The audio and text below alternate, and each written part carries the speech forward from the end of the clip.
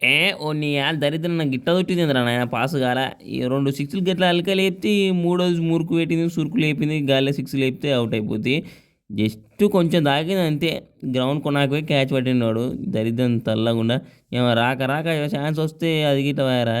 పూర్తిగా సామ్‌సంగ్ గానికి రిపేర్ వచ్చింది. ఇగ అప్డేట్ చేసుకోవాలంటే ఇంగ ఐపీఎల్ ఆడాలి ఇగ.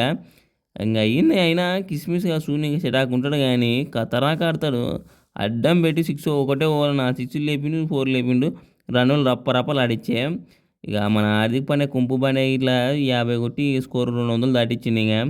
ఇక ఫస్ట్ ఓవర్‌లోనే ఫస్ట్ 7 ఓవర్‌లోనే 100 కొట్టినోళ్ళు ఇక 300 పక్కన నూకుతారు అనుకున్నా కానీ ఇక నమ్మి నమ్మించి దెబ్బేసిర్రు. బౌలింగ్ బాగేసిర్రు. వికెట్లు తీసిర్రు. స్కోర్ ఆపిర్రు.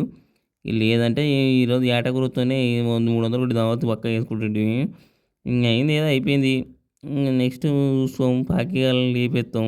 పాకిగాళ్ళ మీదనే 300 కొడతారు మా వోళ్ళు. నేను మాత్రం మ్యాచ్ ఆడను పక్కా చూసుకొని.